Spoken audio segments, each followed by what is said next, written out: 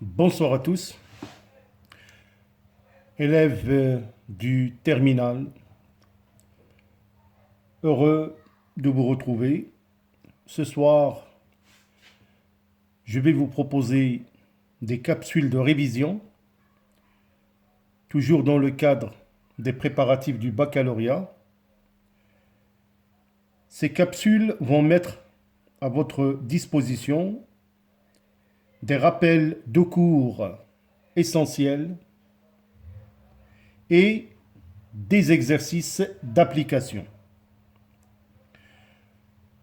Tout d'abord, nous allons commencer par cette expression, soit f de x égale ax carré plus bx plus c.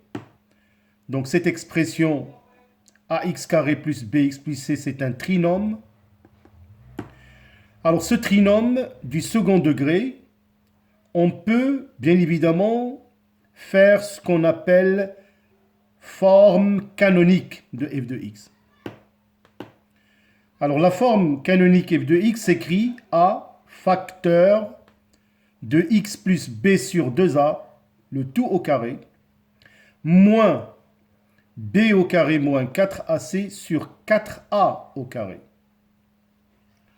Notons le déterminant delta est égal à b au carré moins 4ac. Alors ce que nous allons faire tout simplement, c'est déterminer selon le signe de delta les solutions de l'équation ax carré plus bx plus c égale à 0.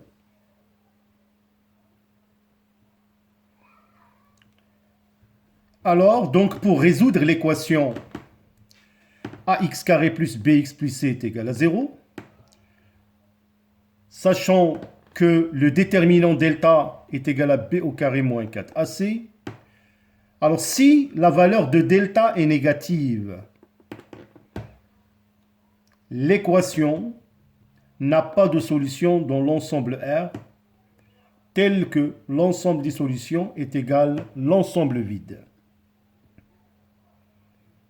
Alors dans ce cas-là, delta est négatif, le signe du trinôme ax carré plus bx plus c, il suffit tout simplement de voir le signe de a. Si a est positif, alors f de x est supérieur strictement à 0, quel que soit x appartenant à R, c'est-à-dire ax au carré plus bx plus c est positif. Si a est négatif, alors f de x est négatif, quel que soit x appartenant à R. Maintenant, le cas où le déterminant delta est égal à 0. Alors, pour le déterminant delta est égal à 0, l'équation dans ce cas admet une solution unique qui est S est égal à moins B sur 2A. On peut en même temps déterminer le signe de ax carré plus bx plus c. Alors d'une part, la forme canonique pour delta est égal à 0 devient f de x égale a facteur de x plus b sur 2a au carré. Donc le signe de ax carré plus bx plus c dépend bien évidemment de la valeur de a. Si a est positif, donc f de x il est positif, supérieur ou égal à 0. Si a est négatif, donc f de x est inférieur ou égal à 0, quel que soit x appartenant à R. Dans le cas où le déterminant delta est positif, dans ce cas-là, l'équation admet deux solutions. S donc est égal à x1, la première solution qui s'écrit moins b plus racine carrée de delta sur 2a. x2 est égal à moins b moins racine carrée de delta sur 2a. Alors, nous allons établir le signe de ax carré plus bx plus c. Alors, le tableau suivant résume le signe du trinôme. Alors, comme vous pouvez le remarquer, les deux solutions x1 et x2, pour ces deux valeurs de x1 et x2, le trinôme s'annule. Donc, le signe de ax carré plus bx plus c, signe de a à l'extérieur des racines et signe de moins a à l'intérieur des racines. Alors, c'est très important de connaître le signe du trinôme ax carré plus bx plus c, d'une part, et bien évidemment, les différentes solutions de l'équation ax carré plus bx plus c est égal à 0.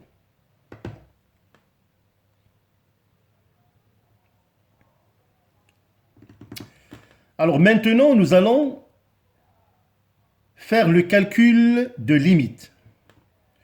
Alors tout d'abord, lors du calcul des limites, vous allez bien évidemment trouver, lors des calculs, des formes appelées formes indéterminées, qui sont l'expression ou bien la représentation symbolique 0 sur 0, 0 multiplié par l'infini, c'est-à-dire 0 multiplié par plus ou moins l'infini, ou bien l'infini sur l'infini, et plus l'infini moins l'infini. Donc voilà les quatre formes indéterminées que nous allons bien sûr, au fur et à mesure que nous calculons des limites, je vais vous montrer quelles sont les techniques utilisables pour détourner ou bien dépasser ces formes indéterminées. Notez ici, si on a une limite qui est égale à 0 sur l'infini, ce n'est pas une forme indéterminée, au contraire. 0 sur l'infini, c'est quoi? C'est 0. On peut calculer certaines limites et on peut trouver un nombre L défini sur l'infini. Donc, c'est aussi 0. Faites très attention.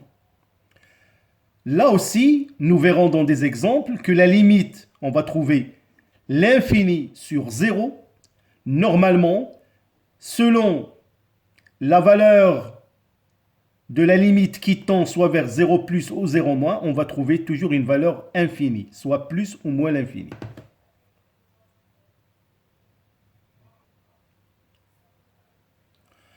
Alors, une limite très courante que vous allez certainement manipuler, limite quand x tend vers plus l'infini de x à la puissance n est égal à plus l'infini. Limite quand x tend vers moins l'infini, x à la puissance n, là il faut faire très attention. Si n est pair, un nombre pair, cette limite tend vers plus l'infini. Si n est impair, la limite tend vers moins l'infini.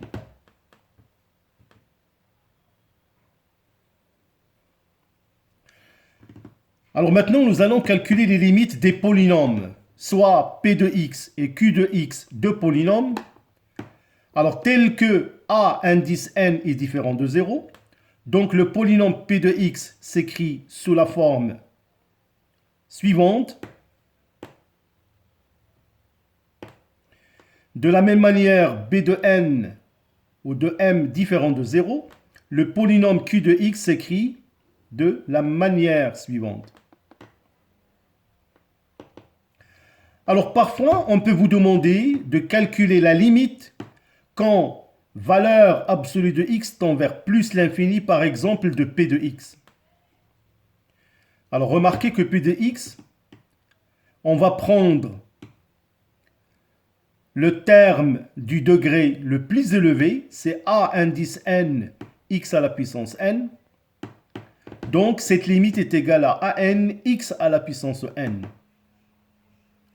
Alors, notez ici, quand on vous demande, par exemple, une écriture de ce genre, limite, valeur absolue de x tend vers plus l'infini de p de x, normalement, la valeur absolue de x, comme vous le savez, valeur absolue de x est égale à x quand x tend vers plus l'infini, ou bien valeur absolue de x est égale à moins x quand x tend vers moins l'infini. Donc, bien sûr, il faut tout simplement déterminer vraiment, selon la valeur absolue de x, x tend vers plus ou bien moins l'infini. Alors, on peut vous demander, bien sûr, dans le calcul de certaines limites, de calculer la limite quand valeur absolue de x tend vers plus l'infini du rapport p de x sur q de x. Alors, dans un tel cas, pareil, cette limite est égale à la limite quand valeur absolue de x tend vers plus l'infini. Nous allons prendre le terme du degré élevé pour p de x et de la même manière du degré le plus élevé pour q de x. Donc, limite est égale à la valeur absolue de x quand x tend vers plus l'infini de a n x à la puissance n, bm x à la puissance m. Alors, cette limite, on peut l'écrire autrement. Donc, c'est la limite quand valeur absolue de x tend vers plus l'infini de an sur bm, x à la puissance n moins m. J'ai utilisé tout simplement une propriété des limites. Alors, certainement, vous avez déjà vu que a à la puissance n sur a à la puissance m est égal a à la puissance n moins m. C'est une propriété de puissance.